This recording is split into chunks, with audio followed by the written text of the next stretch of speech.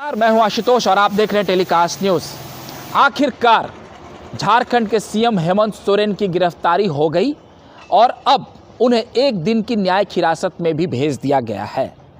हेमंत सोरेन ने आज झारखंड हाईकोर्ट में अर्जी लगाई थी कि उन्हें इस गिरफ्तारी से मुक्त कर दिया जाए, उन्हें आज़ाद कर दिया जाए, लेकिन उनकी जमानत याचिका खारिज कर दी गई और अब हाई कोर्ट की जगह उन्हें सुप्रीम कोर्ट में यह गुहार लगानी होगी कि उन्हें जमानत दे दी जाए। लेकिन इन सब के बीच जो सबसे बड़ा सवाल ये उठ रहा है कि झारखंड की भविष्य का अब क्या होगा, वहाँ नए सीएम की ताजपोशी कब होगी या कुछ ऐसी परिस्थिति बनेगी कि मौजूदा सरकार जो जेएमएम और उनके सहयोगियों की है वो गिर जाएगी। दरअसल झारखंड में चंपई सोरेन की ताजपोशी की पटकथा लिखकर ही हेमंत सोरेन गिरफ्तार हुए।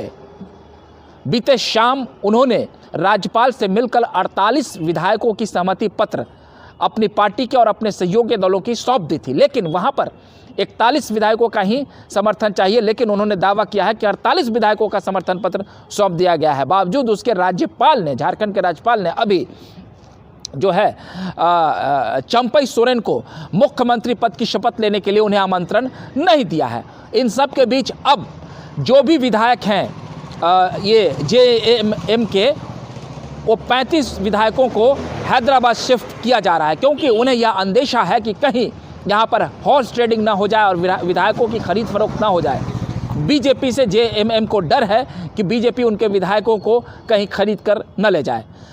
कई दिनों से आप कह सकते हैं ये कयास लगाए जा रहे थे कि हेमंत सोरेन की गिरफ्तारी हो सकती है और बीते कुछ महीनों से उनके पास ईडी के लगातार समन भेजे जा रहे थे।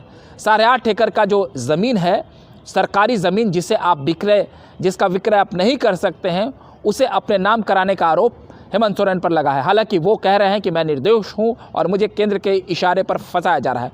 मामला तो अब कोर्ट में होगा, हम और आप यह तय नहीं कर सकते हैं कि वो दोषी हैं या नहीं। लेकिन सबसे बड़ा सवाल ये उठता है कि भारत जैसे एक सबसे बड़े लोकतांत्रिक देश में क्या मुख्यमंत्री पद पर रहने वाला व्यक्ति सलाखों के पीछे चला जाए, ये एक सभ्य समाज की एक कैसी तस्वीर हो सकती है। ज़रा आप सोचिए कि एक आम आदमी के ऊपर जब कोई कानूनी कार्रवाई होती है तो हमारी और आपके बीच में क्या बातें होती हैं और हम उस पूरे प्रकरण को किस रूप में देखते हैं। लेकिन मुख्यमंत्री जैसे प्रतिष्ठित पद पर जब किसी की ताजपोशी होती है, उसके बाद उस पर करप्शन के चार्जेस लगे और देश भर में 2 धाराएं बंट जाए और केंद्र सरकार पर यह आरोप लगे कि वो जानबूझकर साजिश के तहत ऐसा कर रही है। अब हम सिक्के के इस दूसरे पहलू को भी देखते हैं कि भारत में जो लोकतांत्रिक व्यवस्था है, क्या आज से पहले कोई भ्रष्टाचार के आरोप में नहीं अंदर गया था? क्या आज से पहले किसी के ऊपर भ्रष्टाचार के आरोप नहीं लगे थे?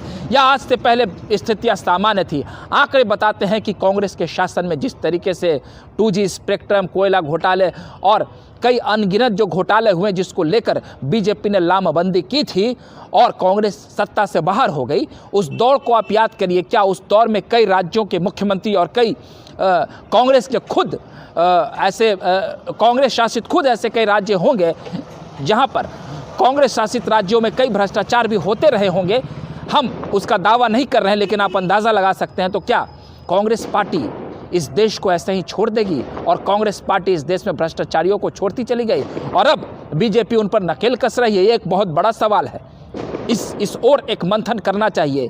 क्या मौजूदा दौर में भारतीय जनता पार्टी उन तमाम भ्रष्टाचारियों पर नकेल कस रही है जो इस देश में वो दीमक की तरह, इस देश को दीमक की तरह खा रहे हैं? कुछ दिन पहले भी आपने देखा होगा कि झारखंड के ही कांग्रेस के एक राज्यसभा सांसद के घर से 3,500 करोड़ रुपए नकद मिले थे।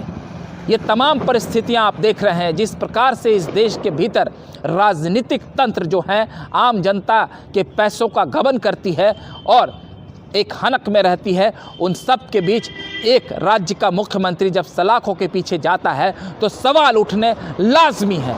अब आप एक इस परिस्थिति को समझ लीजिए कि सत्ता को हासिल करना और सत्ता को नहीं हासिल करने के बीच में क्या हेमंत सोरेन सच में निर्दोष है या उन्हें फंसाया जा रहा है?